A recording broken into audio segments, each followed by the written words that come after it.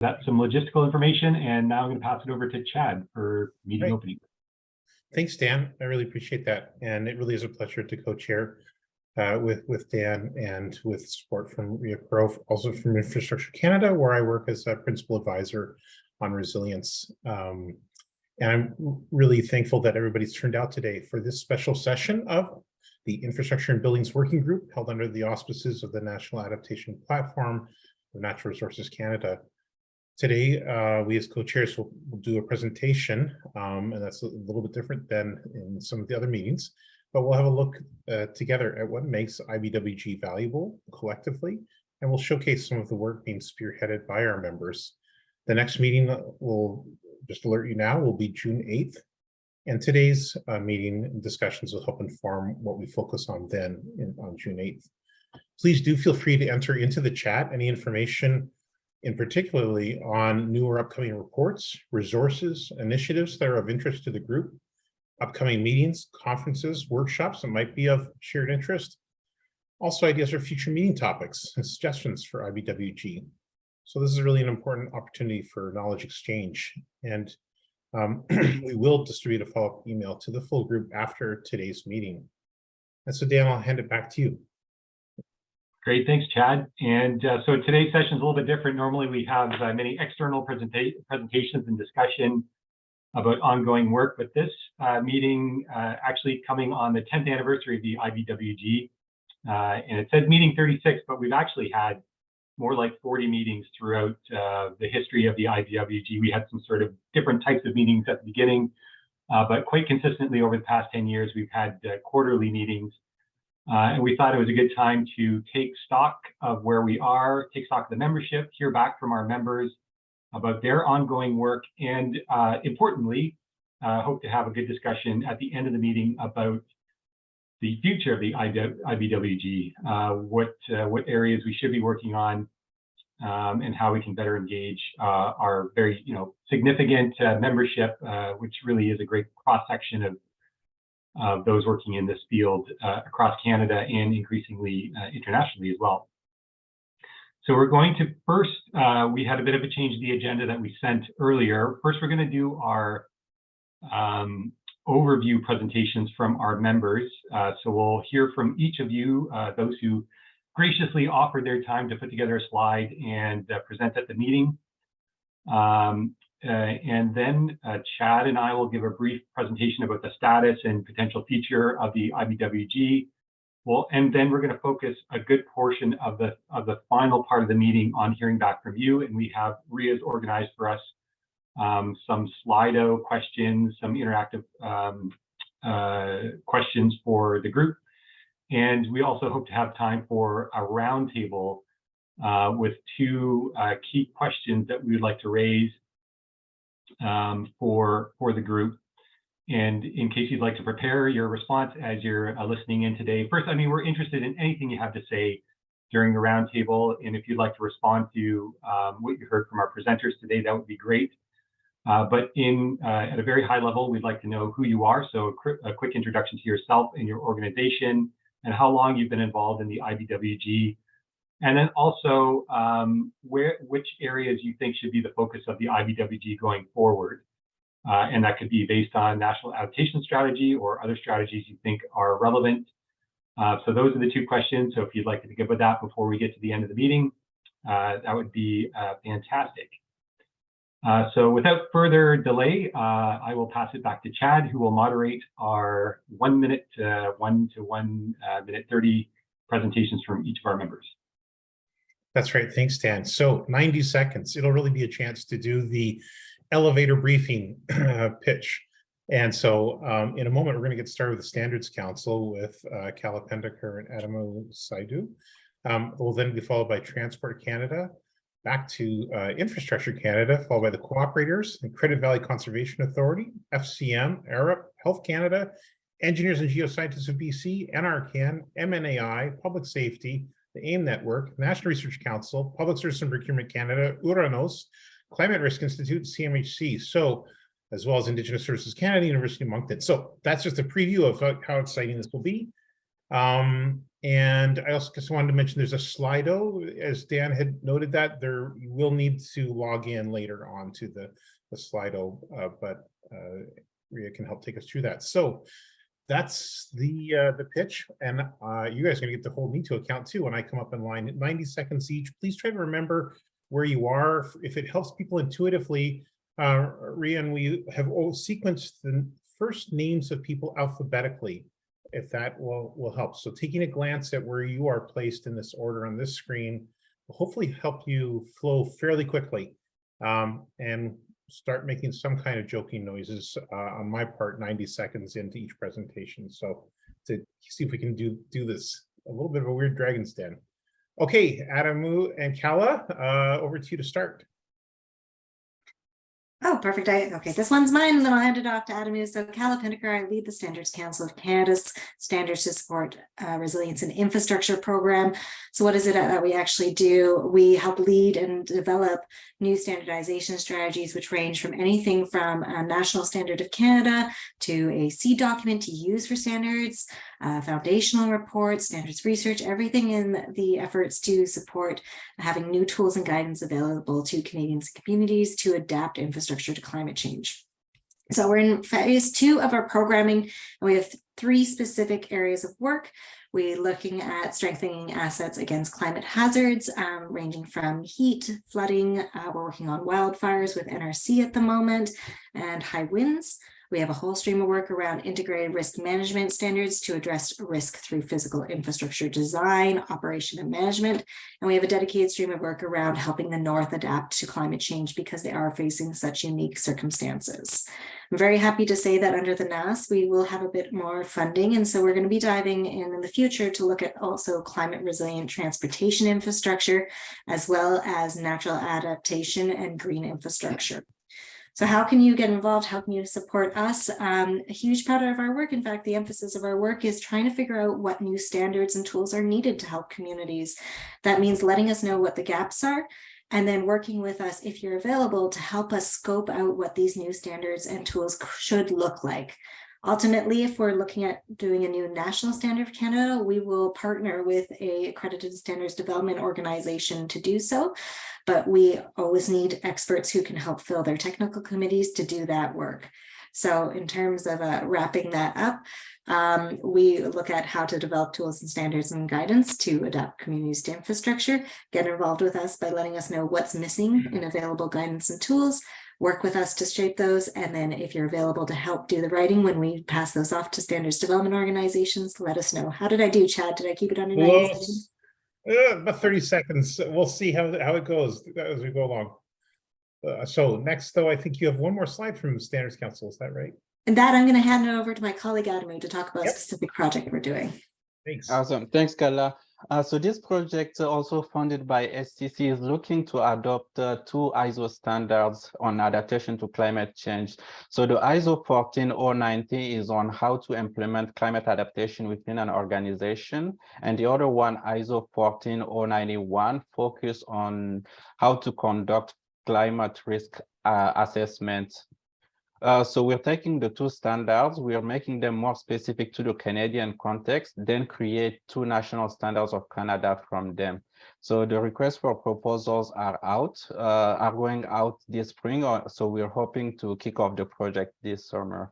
The project will also develop a companion guide that will show on how to apply those 2 standards, and it will be very specific to the field of municipal asset management and the transportation sector. So we are continually looking for input and feedback on how to tailor the guide for the specifics of the Canadian climate. So anyone who has suggestions or wants to be part of the review team, you just let us know and we will connect with you to work together on that project. Thanks. Okay, next, Arif Hussein of Transport Canada will be coming up. Good morning and good afternoon to everyone. My name is Arif Hussein. I'm a policy advisor with the Climate Change Adaptation Policy Team at Transport Canada. So Transport Canada's Climate Adaptation Policy Team is the departmental lead on climate change adaptation policy. We advance knowledge and evidence-based policy through research and analysis, and by engaging with stakeholders, such as the Infrastructure and Buildings Working Group, to enhance Transport Canada's resilience, as well as the broader transportation system to the impacts of a changing climate. We have several activities currently underway to support this objective. In the interest of time, I'll focus on 4 activities which I think are relevant to IBWG members. First of all, last year, the Council of Ministers of Transportation launched a dedicated federal, provincial, territorial working group on transportation adaptation. The objective is to better collaborate and allow for continued dialogue across jurisdiction and modes to better prepare the transportation sector to address and adapt to the impacts of climate change through information sharing and identifying joint adaptation priorities. The timing could not be better because we're currently developing a work plan, and we're open to presentation topics and or speakers, as well as any specific issues that may be of interest to the FPT working group. Second, Transport Canada hosts a webinar series to communicate and essentially advance climate change adaptation knowledge, understanding, and capacity in Canada's transportation sector. We have 2 upcoming webinars this month.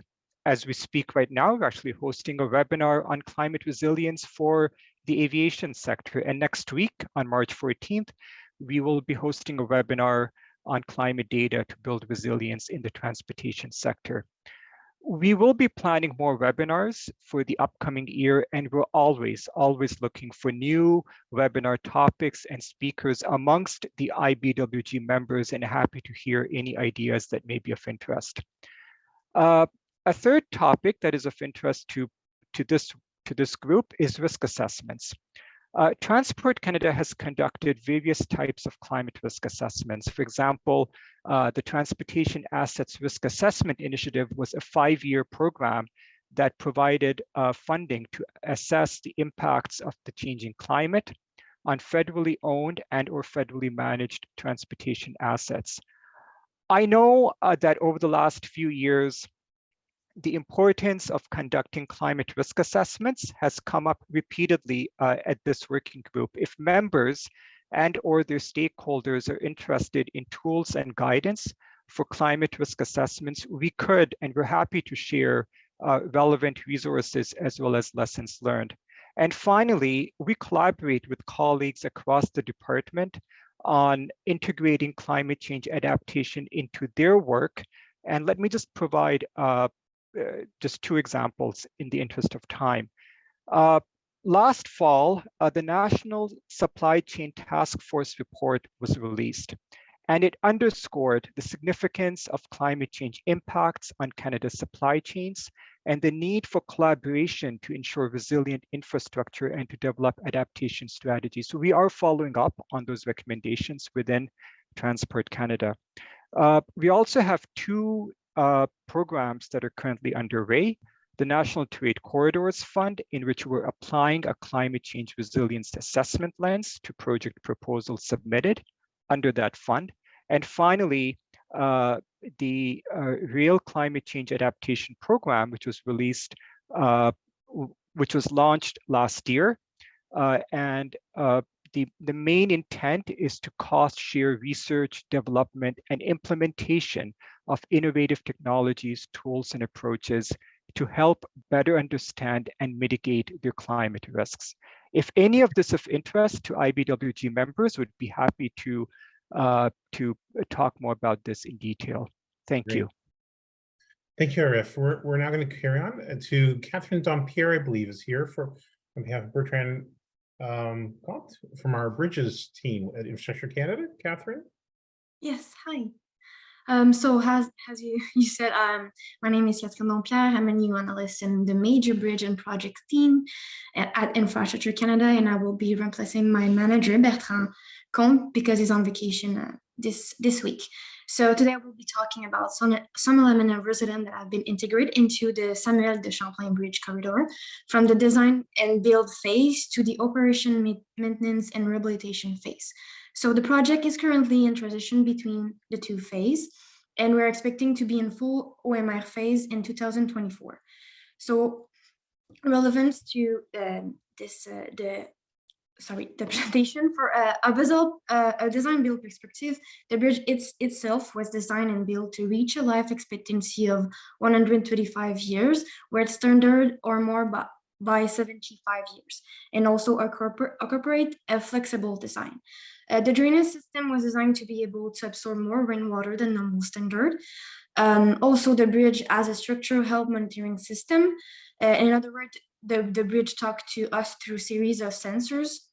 From an OMR and a monitoring perspective, we are developing key performance indicator that can be direct and indirect indicator that generate data that allow us to retrofit the structure before major issue occurs and ultimately extend service life.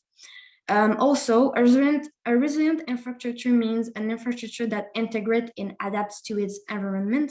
So the bridge is an example of that because its structure has integrated elements that maintain and encourage the nesting of peregrine falcon and cliff swallow that live in the area. Way to engage. So what does it mean to operate a resilient infrastructure for us? So now our work currently is in the state of transition between the two phases, is to ensure that the design and construction element associated with resilience and durability are preserved through proactive actions such as inspection, follow-ups, and action plan. Also, our team is working on a research strategy in collaboration with academia for documenting and sharing lesson learned.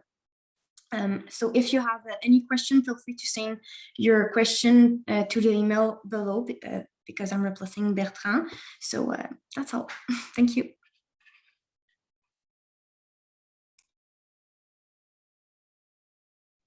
Oh, Chad, you're muted. Classic move.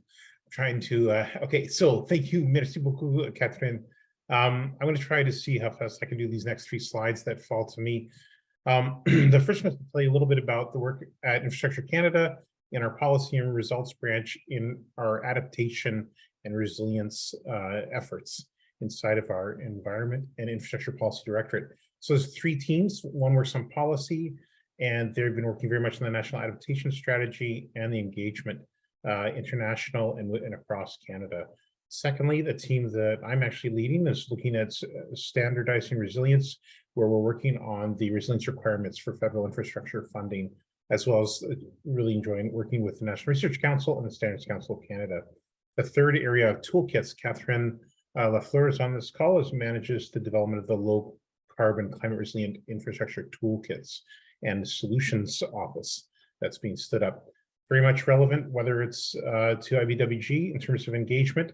We need to have the capacity building, also the requirements and the engagement, really working all in concert, and has a lot of relevance. The names of the managers are at the bottom of this slide. And Ria, if we can move to the next slide, that would be great. So there's 2 programs I want to tell you about today. One is the Disaster Mitigation Adaptation Fund that is open for applications through to July 19th with over $1 billion available. I think people know of this program. The general inbox is there at the bottom of the screen. And so I'll move on to the next slide, please. The Green and Inclusive Community Buildings Program. This is an amount of $1.5 billion over 5 years towards green and accessible retrofits, repairs, and upgrades to community buildings. And although the current application period closed at the end of February, there actually isn't an application period extended, as noted in the bottom bullet here, through to March 28th for the Yukon, the Northwest Territories, and Nunavut. And again, contact information at the bottom of this slide. That takes us to our next presenter, which would be Chad Park, I think, of Cooperators. Chad, so over to you. Okay, thanks, Chad. Always great to follow another Chad. I'm happy to be here. This is my first meeting, and I'm just to introduce myself, I'm the Vice President of Sustainability and Citizenship with Cooperators. you may know Cooperators as a multi-line insurer. And of course, in that capacity, we, I guess you could say we have expertise in risk assessment, climate risk assessment, but actually here more with our hat, wearing the hat of institutional investor, like other insurers, we are also institutional investors, and Cooperators has a commitment to sustainability and impact investment. We've got 23% of our investment portfolio in impact investments, and a commitment to get to 60% of our investment portfolio by 2030 into either impact, transition, or resilience investments. That means the total of that could be with so we've got maybe $12 billion in assets. So 60% of that, someone can do the math, but 6 or 7 billion that we intend to invest in this area. And currently we have 0 in resilience. So it means we really have a strong commitment because of our purpose, which is financial security for Canadians and our communities. We have a strong commitment to trying to do what we can to use our investment portfolio, both to deploy capital into resilient infrastructure, but also to help catalyze a market for private investors to get involved in this alongside governments. I guess our hypothesis, as outlined in this slide, is that the need is going to be greater than public funding can provide, and so there's got to be a role for private investors alongside public entities in investing in this kind of infrastructure that's needed to protect our communities. And we would like to play a role in catalyzing that and also deploying our own capital. So we're working with a number of different partners, including EVA and ICLR and FCM and many others, to try to get some pilot projects going that involve private investors. You can flip to the next slide, because we got to have one slide that confuses everyone. So this will be the one.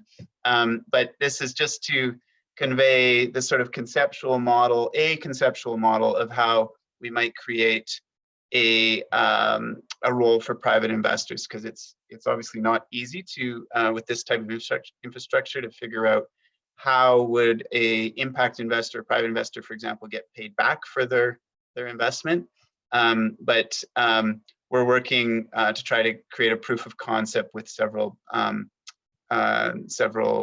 communities and other infrastructure owners. So if anyone would like to join us in that or learn more about it, we'd be very happy to interact with anyone on this journey. So thanks very much for having me.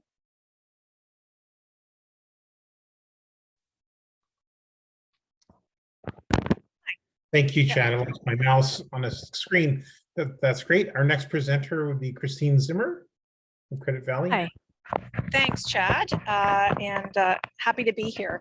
I'm going to actually start with the relevant section, because I think in order for NAS to be successful, we need to recognize that 60% of Canadians' assets are held by municipalities, and so they're critical in adaptation in Canada. And currently, we don't have a compelling business case to CFOs, CAOs, and our counselors and ratepayers for investment in adaptation, particularly given provincial legislation, fiscal constraints, the lack of funding for staff to meet various requirements. So the purpose of our project is really at a watershed scale. We want a proof of concept, a business case to support NAS. And basically the optimization of infrastructure for adaptation. Using the risk and return investment tool, we look at multi-flood hazards and erosion. We identify high-risk areas, identify targeted solutions for the best return on investment.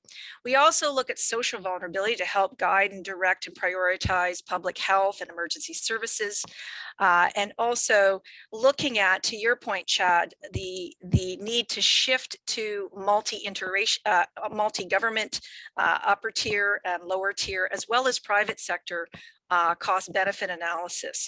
And so we hope in between 2023 and 2026 to work across our jurisdiction with 11 lower tier municipalities to regional municipalities to target investment for priority risk areas. And also looking at we currently have the tool as a web-based tool. We want to convert it to an open source free desktop and provide training nationally to help municipalities make the business case for investment. And again, to Catherine's point about looking at the multiple pillars in the NAS, the tool and our approach for optimization looks at, targeting low impact development, natural assets, as well as conventional and operational BMPs to reduce costs, but also low carbon solutions. Okay. Thank you very much for that, Christine. So now we turn it to Dustin Carey of the Federation of Canadian Municipalities. Well, Christine has done such a good job of lining up some of the context for this. So thank you for that. So the good news that was announced alongside the National Adaptation Strategy within the Government of Canada Adaptation Action Plan, it was noted that the Federation of Canadian Municipalities would be the recipient of $530 million to advance climate adaptation and capacity development within local governments across Canada. Detailed design on this is currently starting, and what we've proposed is a 3-track funding method for local governments and nonprofit partners to work with them, really along the planning, action, and capacity continuum. So in track 1, looking at really institutionalizing climate change as part of core decision-making processes within municipalities, with asset management as a real key lever. Track 2, trying to really turn it into the action components. So focusing on small capital projects just below the DMAP threshold, as well as feasibility studies and aspects like that. And track 3, really trying to crack that nut on creating the business case for private financing and loans, and the overall business case for adaptation projects.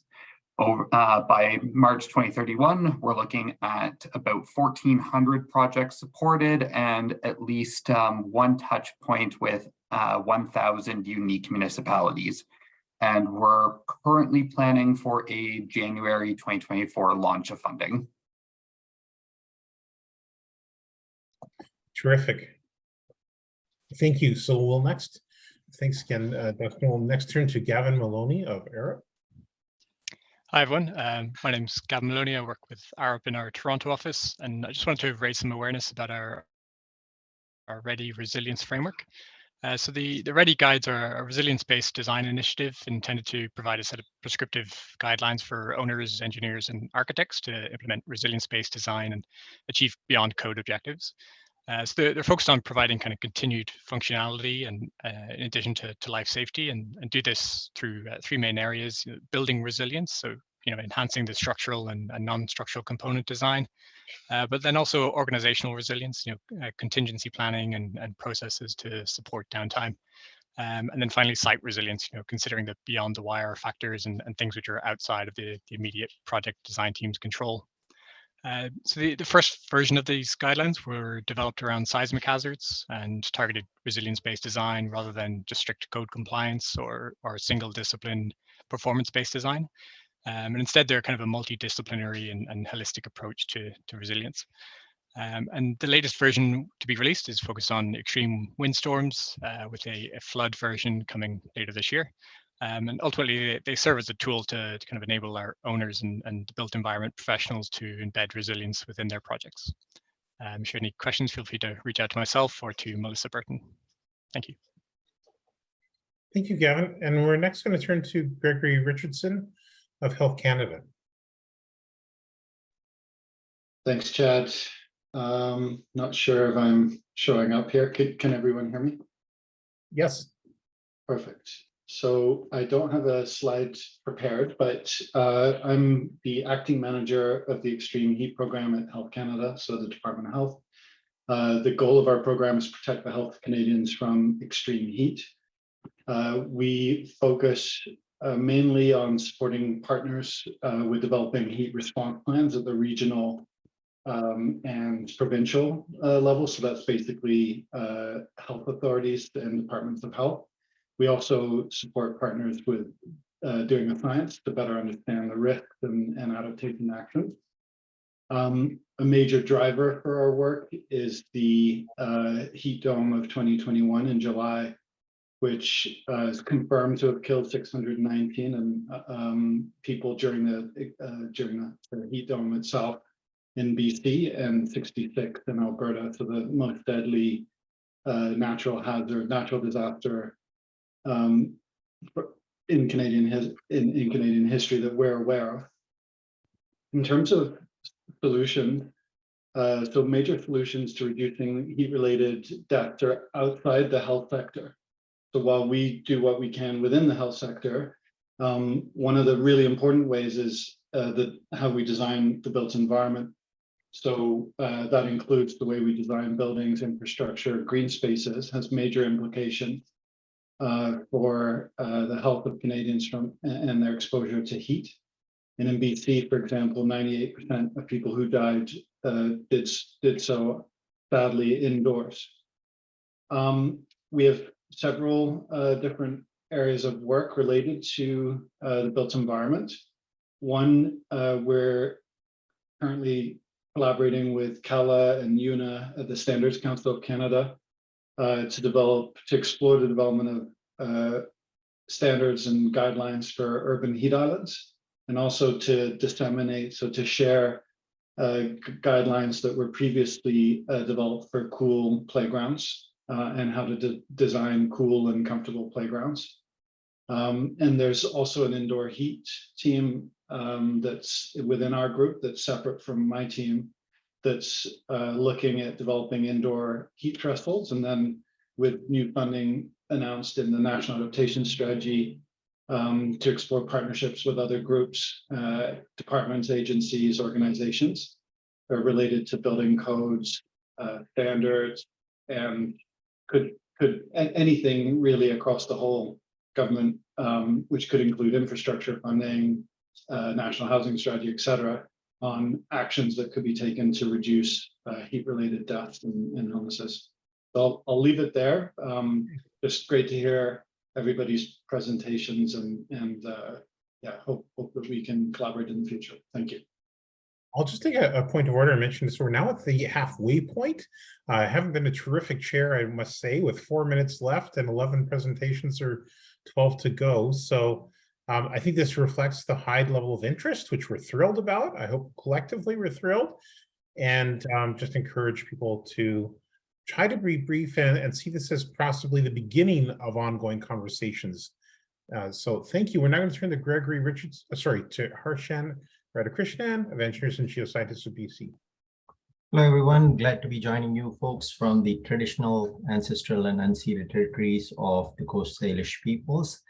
I'm pleased to present to you a project that we're working on, which I would frame as a organizational change management project, not just for Engineers and Geoscientists BC's registrants, but Engineers and Geoscientists BC as a regulatory body writ large.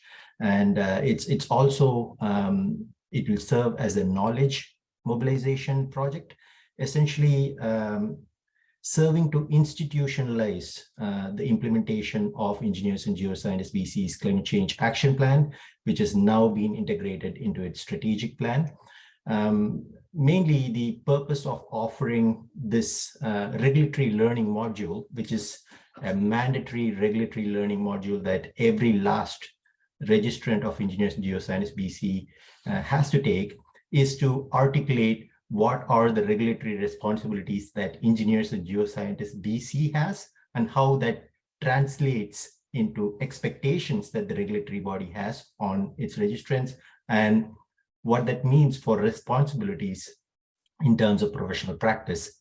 So we're hoping to launch this module by July 2023. Suffice to say that it's going to tackle aspects relating to climate change adaptation, mitigation within the context of broader sustainability, timed with the release of the updated professional practice guidelines on sustainability that EGPC will be closely releasing. You know, one of the ways that you folks can engage is try to get access to this module and consider how you can develop regulatory learnings for, you know, professional regulatory context, government context, that kind of stuff. Thanks. Thank you very much, Harshan. We'll now turn to Kelly Montgomery of Natural Resources Canada. Hi there. Hopefully you can hear me okay. Yep. Just speaking to the climate adaptation home rating program that we're just getting started on. It was a mandate letter commitment. And the PM asked Minister Wilkinson to look into creating a home adaptation home rating program and link it to EnerGuide if possible. It's a work we're just getting started on. And as you probably know, there's lots of work at NRCan related to buildings, including the development of the green building strategy. So there's lots of other stuff, but this slide's specific to the rating program. As I mentioned, we're really just getting started. So we'll be looking to the working group to provide us with insights and connections and sort of help us as we scope out the structure for the program. So looking forward to working with everyone, and thanks. Super, thank you very much, Kelly. We'll next turn to Lise Coulter, with Municipal Natural Assets Initiative.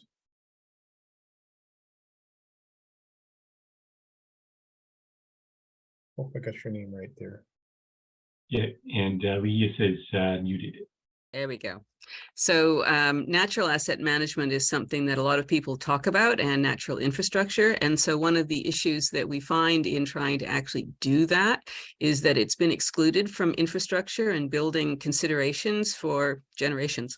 So now we're in a situation where a lot of people are saying, let's do this, let's incorporate our natural assets and our natural ecosystems in our infrastructure considerations, but we don't actually know how to do that, and we don't know who does that.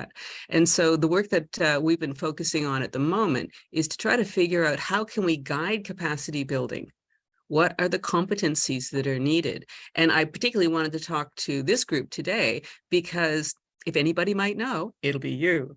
So if anybody would like to contact me and talk a little bit more about where you see the competencies to increase the ability to actually build, support, design, and consider as a real option for your problem solving that your nature-based systems, your ecosystems will actually be incorporated in that. So that's the real focus here. And it's based around a funded research project that goes for a specific time with a little bit of money from a bunch of people. And so the collaborative nature of this is also an important part. Thanks. Terrific. Thank you very much for that. Well, let's turn to Liette Connolly-Boutin of Public Safety Canada.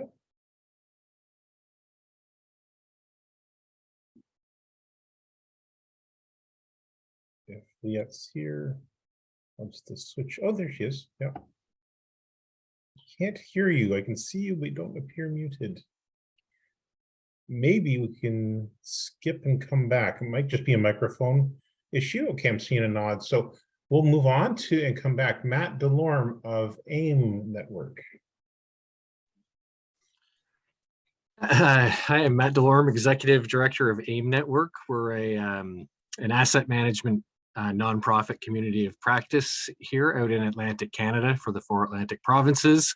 And I was a bit torn on what to put out here. So because we do a lot of training and education, including around asset management and climate change.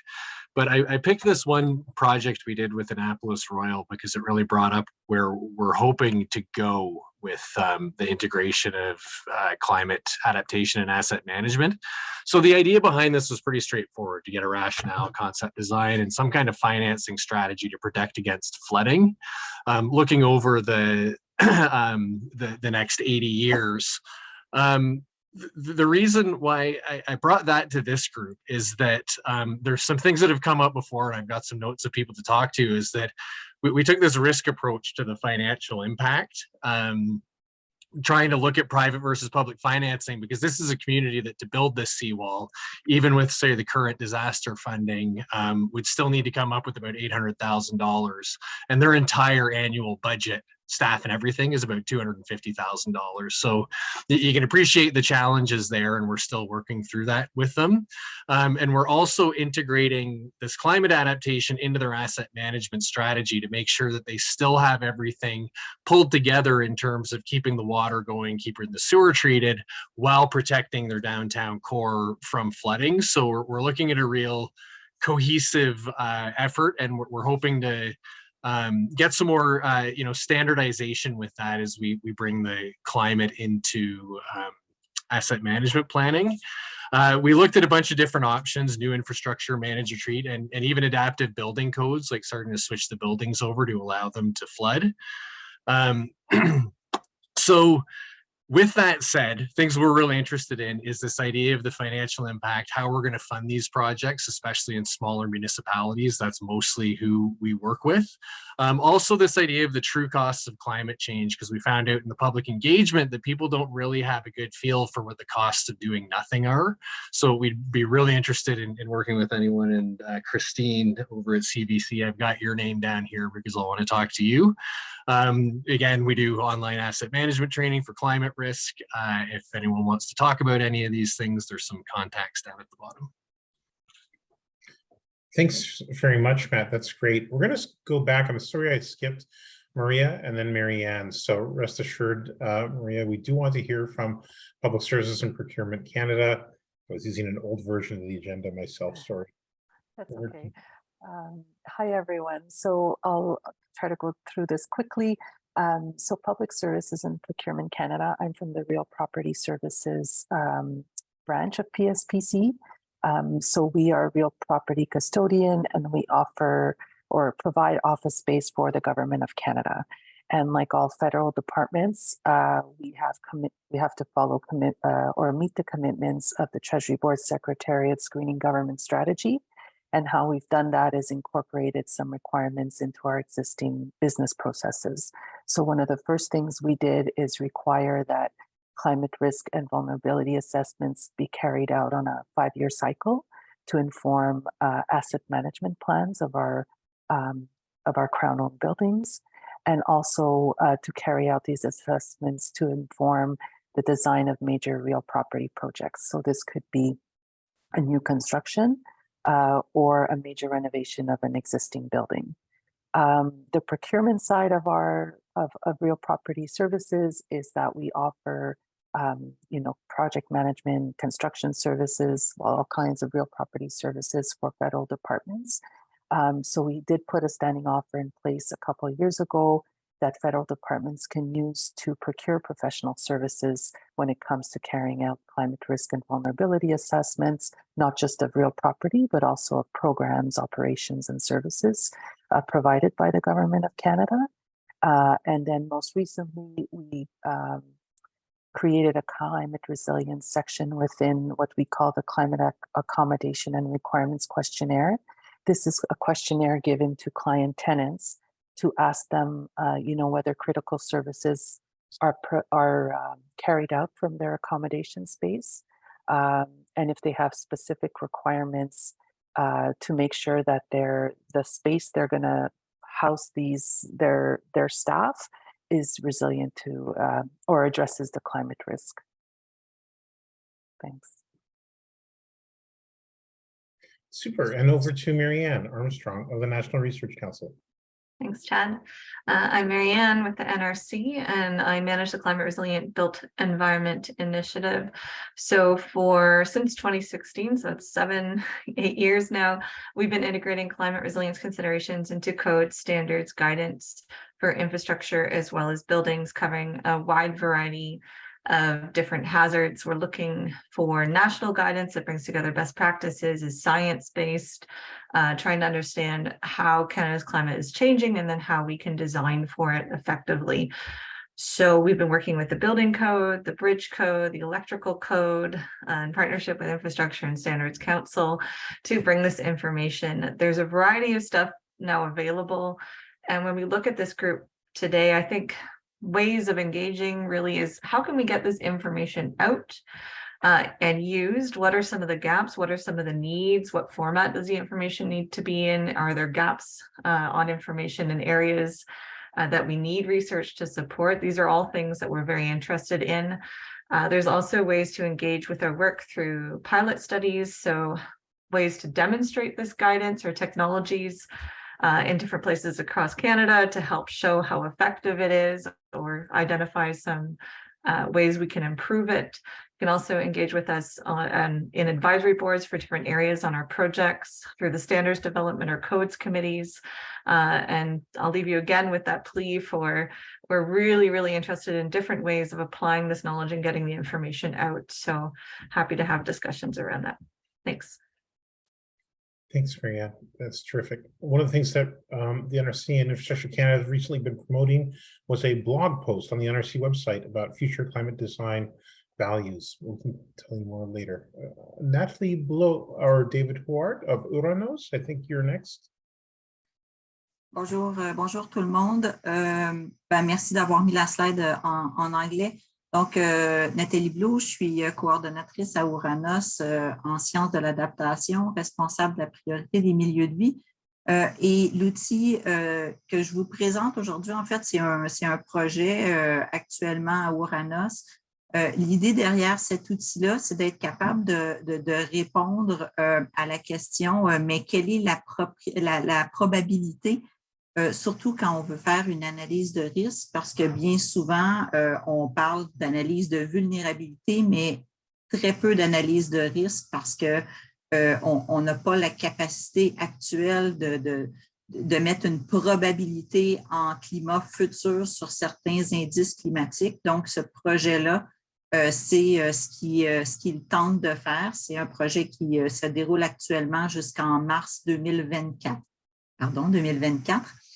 Et donc, l'idée, c'est d'avoir un prototype où il y aurait vraiment un espace de calcul automatique qui se ferait.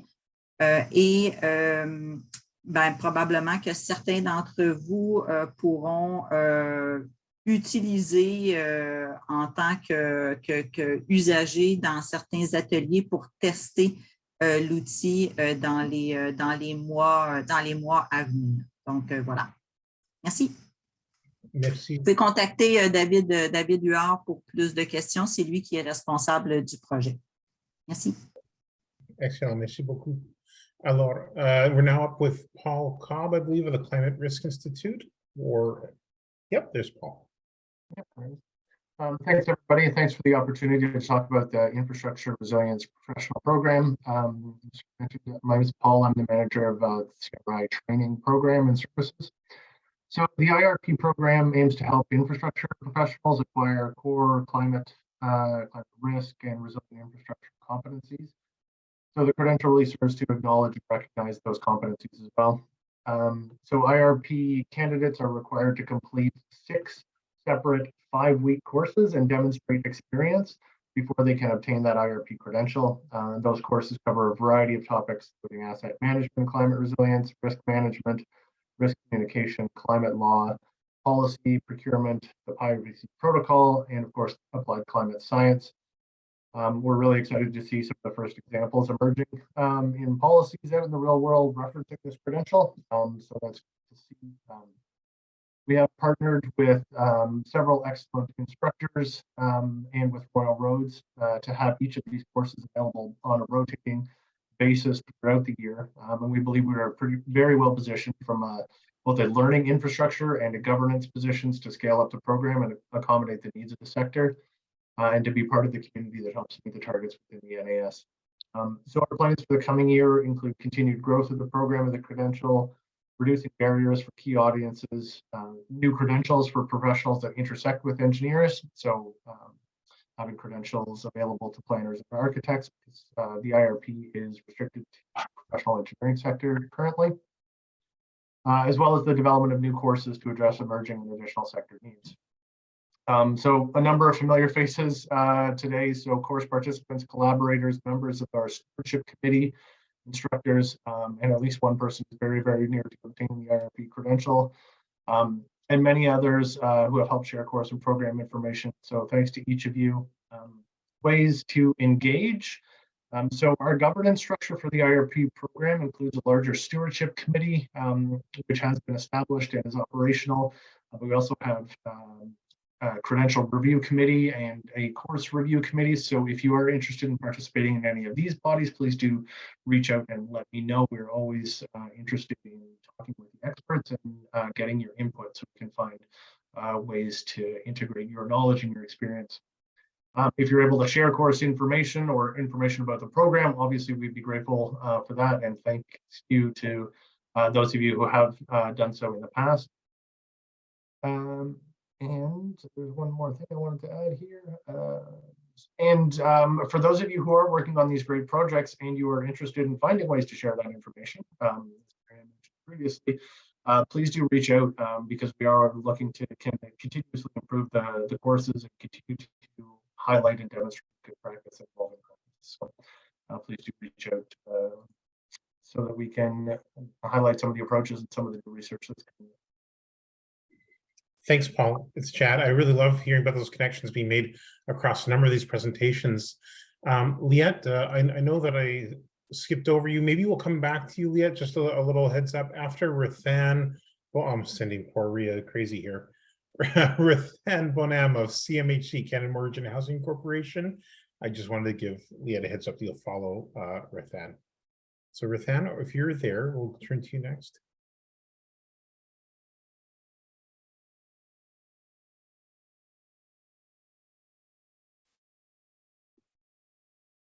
Okay, I was on mute. I'll just check. Maybe we're having a multiple microphones issue here. Just try to see if we have everybody we thought. Looks like to me, I'm not hearing Rathan, and I'm not seeing in the chat nor screen. So maybe that means Liette, are you okay to come back on microphone? I think so. Can you hear me? Yeah, I can hear you, Liette. That's great. And I see Rathan in the chat saying I cannot hear Rathan, unfortunately. Liette, you can join us for Public Safety Canada. Sure, it's not a true conference call without somebody speaking on mute and somebody with tech issues. So I'm glad we could cover those bases today. So hi everyone, happy to be here. My name is Liette Connolly-Boutin and I work at the Critical Infrastructure Directorate of Public Safety Canada. I'm a senior policy advisor there. Canada's national strategy for critical infrastructure was released in 2009. So it established 10 sectors and provided a broad definition, very broad definition for critical infrastructure. It also helped to build partnerships with owners and operators of CI and to start establishing a culture of resilience within CI. But the risk landscape has changed significantly and is much more complex than it was in 2009. And that includes a range of environmental threats like climate change or extreme weather events, as well as cybersecurity threats, foreign interference, supply chain disruptions, economic threats and pressures. And of course, these are often face an environment of increasingly interdependent CI as well. So the risk of one failure triggering cascading failures across multiple CI systems is also increasing. So recognizing this evolving landscape, efforts are currently underway to modernize Canada's existing approach to CI security and resilience. So under our current approach, all CI is considered to be equal. And as part of this process of modernizing our approach, we are evaluating the possibility of prioritizing or even designating certain CI. So in terms of how this relates to IBWG, our work is complementary to a lot of other initiatives within the Government of Canada, also and provincial and territorial governments as well. So this includes things like national and economic and cybersecurity work, but also emergency management and the national adaptation strategy. So I know that some of you on this call are likely owners and operators of CI, particularly when it comes to municipalities. So if you'd like to find out more about how or where we are in our process, or have a chat with me about Canada's approach to CI, please reach out to me, and my email is on the slide. Thanks, everyone. Thank you for that. Thanks, Juliette. It looks like Rathan would like to try to see if his microphone, if it's working. Are we able to hear you, Rathan? Chad, can you hear me? Yes. Yes. Is it? Yeah, I still have red flags on some of these, but at least if you can hear me, that's good. I just wanted to briefly provide an update. I'm new with CMHC. I joined recently, so let's learn about CMHC together maybe. CMHC is a federal crown corporation under Infrastructure Canada. The corporation reports to the Minister of Housing with a dotted line to the Minister of Finance. The corporation's purpose is to promote housing affordability and facilitate access to housing finance. Its activities include commercial operations aimed at housing stability, such as homeowner mortgage loan insurance, portfolio insurance, multi-unit residential insurance, as well as government. CMHC delivers government appropriation programs along with the National Housing Strategy. CMHC collaborated with NRCan to develop the National Housing Co-Investment Fund and Rental Construction Financing Initiative, as well as worked with Public Safety Canada on Flood Insurance Task Force. Relevance to the working group is the NHCI is a $13.2 billion fund over 10 years, which provides grants and low-cost loans to create new affordable units and retrofit existing affordable units. Similarly, the Rental Construction Financing Initiative is over $1 billion that provides low-cost loans for construction of new rental housing units. It's over a period of 10 years, started in 2017 and goes all the way till 2027. Affordability and energy efficiency are mandatory minimum requirements of these programs. When it comes to climate change, CMHC has products that advance Canada's climate change. The ECO MLI ECO Plus mortgage loan insurance offers a partial premium refund or discount of 25% directly to borrowers who either buy a new home or build climate resilient, climate friendly housing using CMHC insured financing. The Crown Corporation also provides advice to all levels of government of Canada on matters related to housing finance and affordability. Thank you. Thank you very much. Thank you, Rathan. Last two presentations we have are coming up. Last but not least at all, Robert Belize, followed by Serge Dupuis. So Robert. Hi, Chad. Hello, everybody. Robert Belize here. I'm Director of Sustainable Operations at Indigenous Services Canada. I hope that you could hear me okay. Great, thanks, Chad. So just to make the point that there's a number of different infrastructure programs at Indigenous Services Canada. For the adaptation piece, the First Nation Infrastructure Fund is the main source of funding and authority to get infrastructure investments to First Nations communities on reserve. We provide funding for both new assets, so that includes things like that would reduce the hazard, so that would include things like dikes and culverts and dams and so forth, so on and so forth. There's also another source of funding still within the same infrastructure fund, and that's on the next slide. And that is to make infrastructure more resilient to a changing climate. So that includes making schools more resilient, making housing more resilient, as well as water and wastewater systems and health facilities. So anything that you would find on a First Nations reserve.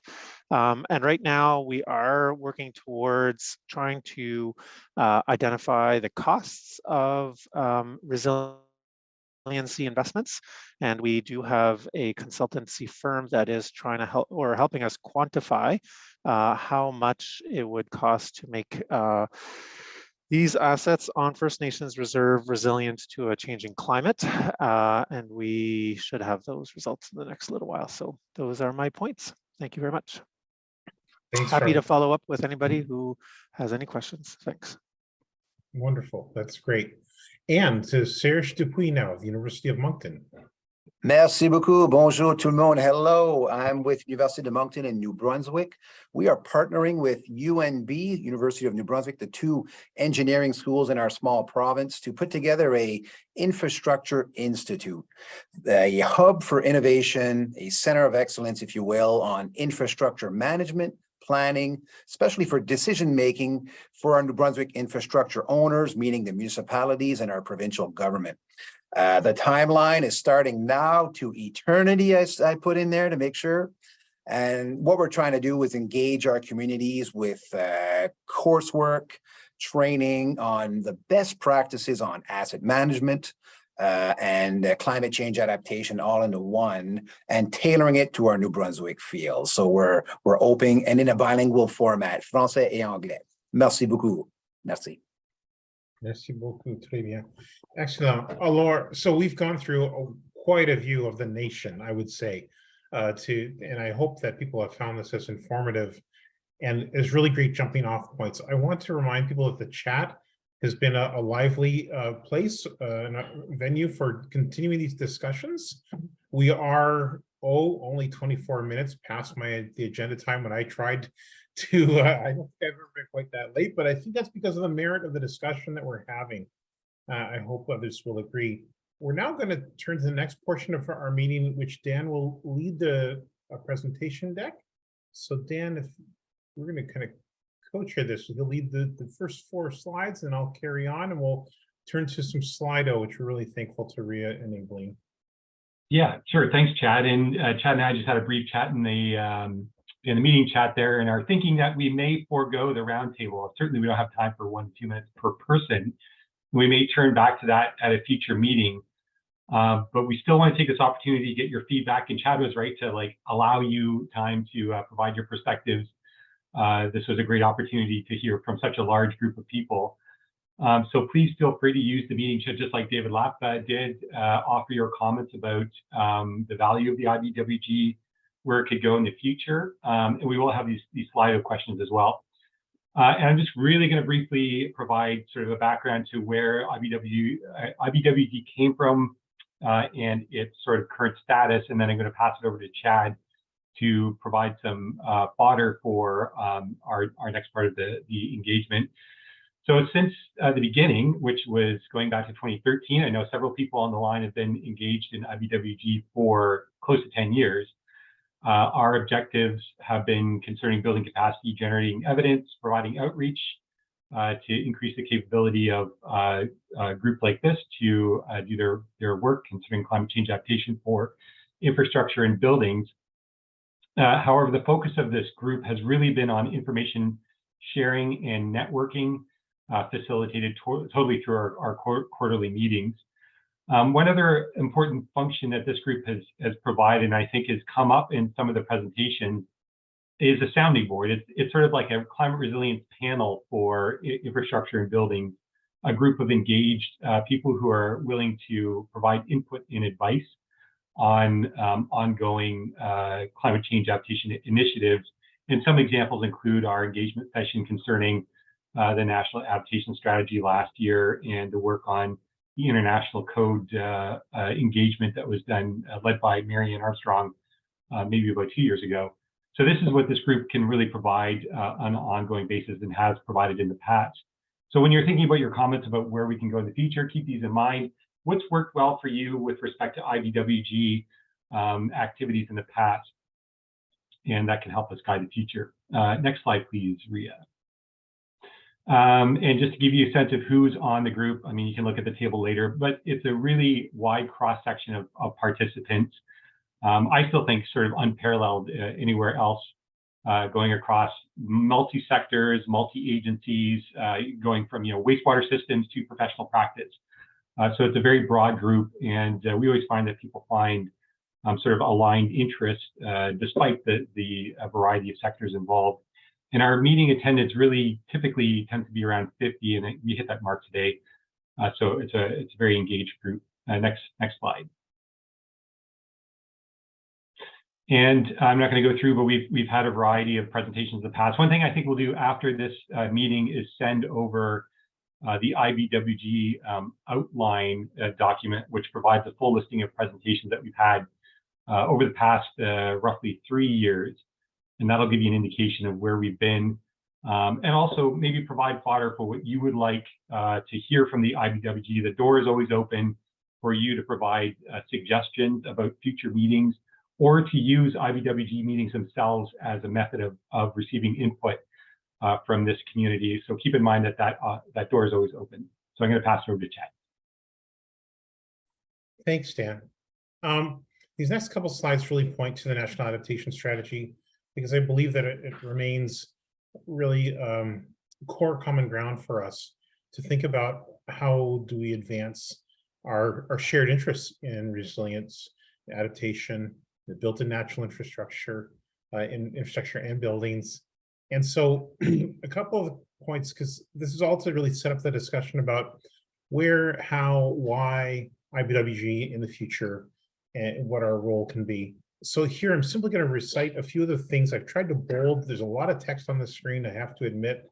I'm just going to kind of run through a few of these key words here. In terms of the objectives of the National Adaptation Strategy set forth, and when it was released on November 24th last calendar year, it talks about technical standards being updated or developed for these decisions on the location, planning, the design, the management, adaptation, operation, and maintenance infrastructure. Talked about system-wide assessments and the importance of pursuing resilient infrastructure in view of the benefits for marginalized populations and targeting the areas and communities at highest risk.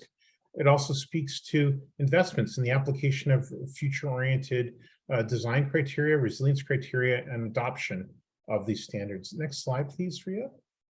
Which really, the next slide, what I've done is taken of the 5 pillars that were the infrastructure kind of domain, and I think that we're all very appreciative there's members of IBWG who are on an advisory group to help frame the infrastructure pillar, which is one of the 5 areas of the National Adaptation Strategy. These 3 areas on technical, policy, and legal and socioeconomic speak very much to the work that IBWG can advance, whether that's asset management, looking at professions, key professionals and key professions, the role of infrastructure owners, again, speaking to what can be done on guidance standards and codes and future data, and then looking at how those questions of prioritization and social equity. All of these are touched on. And the next slide, please, Ria. Speaks to a timeline. What's set forth in the National Adaptation Strategy is stating that in 2024, by 2024, we will have all Canadians better understanding how to use relevant information. As well, starting during 2024, I like for myself the reprieve that comes with during 2024. We'll be factoring in new resilience into new federal infrastructure funding programs. There's a series of points here really across that just speak to what we've already talked about disaster risks and taking measures and professional associations and making business case to apply adaptation measures. So I'm going to actually kind of encourage that we go ahead to the next section. I think people are familiar with this. The State of Play report speaks to these points. And as discussion starters, we wanted to put some thoughts to really feed your mind for the subsequent 3 interactive Slido pieces we'd like to cover. And first, speaking to the purpose, how do we define success for IBWG going forward? Thinking of perhaps past high points. What do people see as the current value or potential value of IBWG? And how, understand this is a domain that's ramping up, how do we ensure that IBWG parallels and tracks this really emerging importance of this domain? Are there voices missing, perspectives, participants that should be here? Are we satisfied and think there more can be done in regard to information exchange? Or is it more the catalyzing of new knowledge? In terms of the what are your overall thoughts on IBWG? What are the key areas we should be tackling? And should there be a structure? Should we pick 3 to 4 most important areas and then focus presentations around that? how can we pursue and action the results that flow out of the most updated version of our state of play report? Then if we look at sort of the three bolded words here under the what, the climate toolkits, resilience requirements, and best practices, I think there's a lot of shared interest in those domains that certainly preoccupy us at Infrastructure Canada. Also, the point here on international knowledge. Should we be bringing more of that to bear? I remember we had brought Susie Moser of the States and California. We brought different voices in the past, and Dan's made good points about Florida and building codes and different domains. How do we advance IBWG? Whether do we continue structured or unstructured approaches? And what about electronic exchange opportunities, potentially storing and making, as Dan pointed out earlier in this call, like available through YouTube to members or more beyond this valuable discussions we have here? And would in-person kind of networking or collaboration be something to pursue? Hope those are quick ideas, and we're going to turn to the next slide, please, if the magic will work for us. And Ria, I think you mentioned it, there's a website.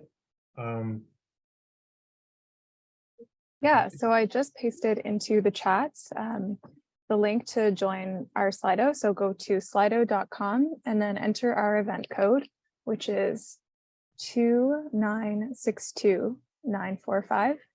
And I'll pass it over to Dan to moderate this portion. Great, thanks, Ria. So please let us know if you have trouble getting into that site. I just was able to log in myself. I think we're looking for, as Chad mentioned, we have three questions. This question is more about what you're finding valuable in the IBWG today. And you might even provide some examples of specific outcomes. Have you made new connections that you wouldn't have made otherwise? Have you initiated projects with other members of the IBWG, et cetera? Information like that would be very, very helpful for us. We'll have another question to identify potential future priorities based on the NAS themes that Chad outlined just now. And then we'll have a question, open-ended question, another word cloud concerning future objectives for the IBWG. So please take some time. Maybe we'll give everybody a couple of minutes to respond. And already we're seeing some pretty good themes emerging here: networking, sharing, knowledge sharing, awareness, learning tools, connections. I think these are very consistent. Collaboration, excellent.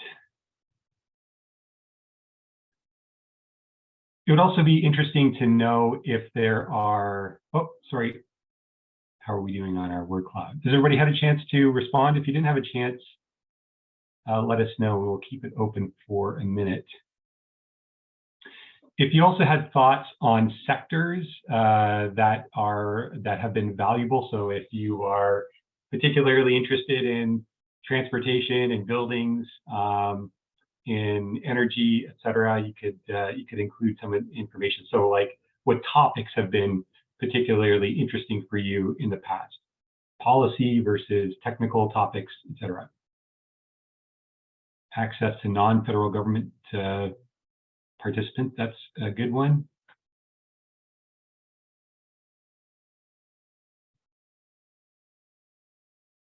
Okay.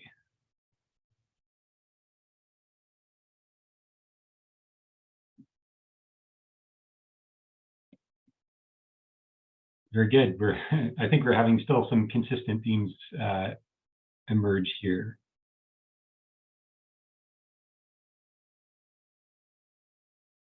Okay, maybe, how are we doing? Do we have a count of responses, Ria? 27. I've seen 27, yeah. Okay. If you're having trouble accessing Slido, if you could put your hand up, we can find another way to receive a response. Sleep time, very good. More than one person responded.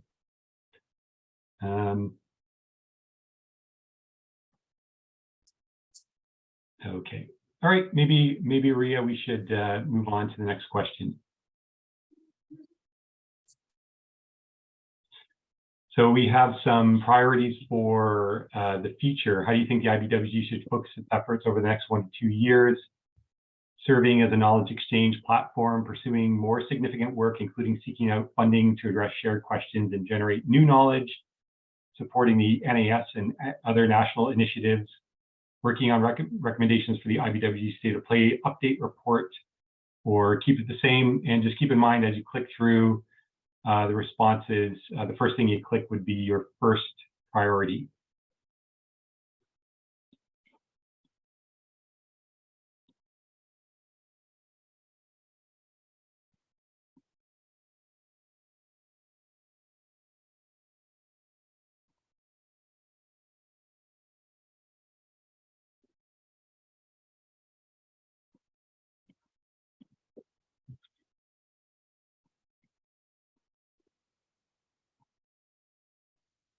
So we have about 15 participants, 16.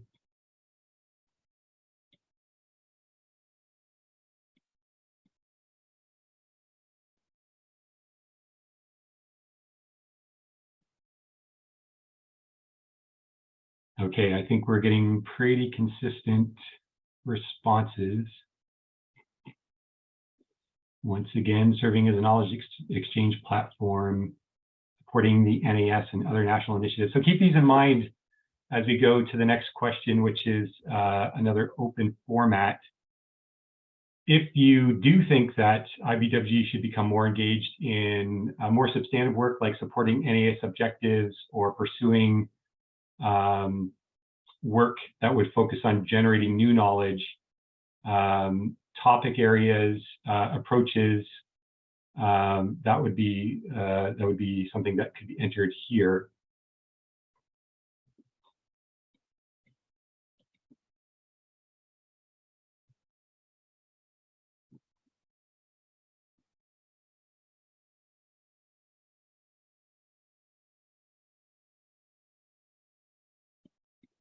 Okay, excellent. Very good focused response here. Include mitigation topics with respect to buildings, avoid silos, and focus on connection between biodiversity and infrastructure objectives.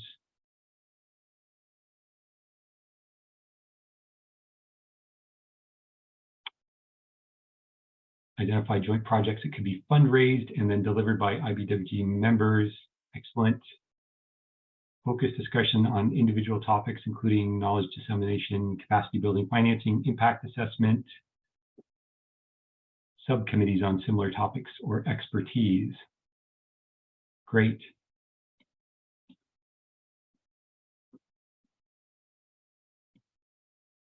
If you were inclined to offer further comments on your general comments, for example, developing subcommittees, focused discussions, feel free to include them here as well.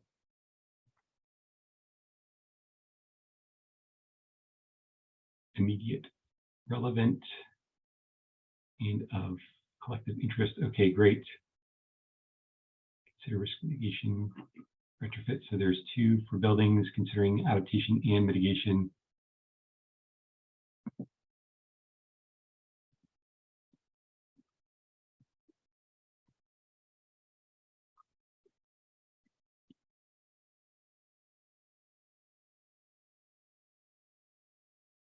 Source pilot projects.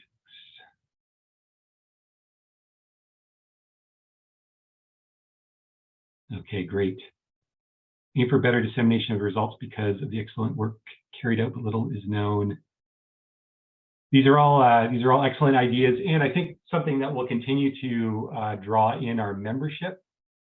For example, if you're a user of information from an agency or group that we may not be aware of, and we should know more about, it would be great to hear from you on this, and we can certainly engage people in areas that we have not yet. Highlight social dimension. Very good. That's certainly an area that we've been missing over the years. Best practices and successes. communicate with consulting industry, legal implications, professionals.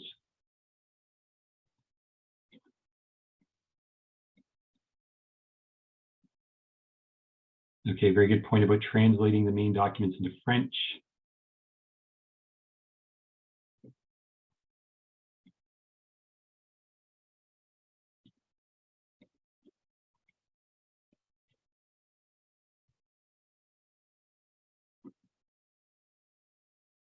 Okay, very good. Chad, Ria, is there anything else that we should draw out of our crowd? It's looking pretty good to me. I think this is fruitful discussion for continued reflection. And it'll be good for us to kind of provide the notes back following this meeting to the members as part of our prep for the next meeting. I would like to make sure that we get that member directory. I think Ria's going to paste the link for that probably, because we are looking for people to fill out the form on Google for the IBWG member directory. But we'll put that into the chat, I believe. Right, great. And Ria, maybe can we just hop back to the Slido results there, and we can just quickly review those and remind everyone to feel free to submit additional ideas. And I think, you know, Chad, Ria, and I think we do our best to bring in some of the most relevant topics from across Canada, but fully understand that we have 135 people engaged in this group, and we certainly could be missing topics that we would probably find interesting as well. So I don't want, you know, the door is always open, like I said, but please do submit topic ideas, even if it's your own project. Don't be, you know, worried about over promoting yourself in any fashion. That's what this group is for. If you have a new resource, a new method, a new approach that you'd like to broadcast, please do use this group. And it doesn't necessarily have to be a presentation. We always have our summary slide that goes out or our summary email that goes out to the group afterwards. So feel free to take advantage of that at any time. Dan, there was one thing I forgot to mention earlier at the end of the showcasing. I really did want to say thank you very kindly to all the great presenters and everyone in that session for sharing, and the comments even in the chat throughout. And we, in general, do want to also thank the IBWG members for participating, sharing, and growing our network. So we have all the good voices here. But back to you, Right, Dan. for sure. And thanks for responding to our request. And we understand that you did put some real time into preparing those slides, and we do for sure appreciate that. Okay, well, we're up to about 4 minutes remaining in our meeting. So perhaps we will end it. Oh, in-person meeting, there we go. That's one that we were waiting for. Behavioral science to affect change, support, adaptation, action, and decision-making. Excellent. These are great, great topics for sure. And actually areas that we do have connections in, and we can bring folks in to discuss. Okay, I think that's pretty good. We have a good selection. Virtual meetings are tiring, agreed. We've got a good selection of responses here. Yeah, for sure. And June 8th is going to be our next, the 8th of June, I guess, is the next meeting. All right, so I think we'll end it there, and I will move toward wrapping up. I think, Chad, you'll have a few comments here. Well, actually, my comments really were just that thank you very sincerely, and let's grow the network and make sure that, you know, we fill the gaps in perspectives and participants. And it's an exciting field where we have come a long way in a fairly short period of time, but we also kind of see about how much further is yet to achieve in integrating resilience across the board and building some infrastructure. So I'm really thrilled with people's time and energy they gave to share today, and I saw lots of kind of cross connections And so I'm just merci beaucoup tout le monde who gave time to be here today. So Dan, anything else you wish to add? Or? No, that's it. Thanks again, everyone, for taking the time to participate. Like Chad said, June 8th is the next meeting. Virtual meetings are tiring, understood. And if we have a way to organize an in-person meeting, we'll certainly work toward that. And as always, invite your colleagues to participate as well. So thanks again, Chad, and especially thanks Ria for all her work in the background.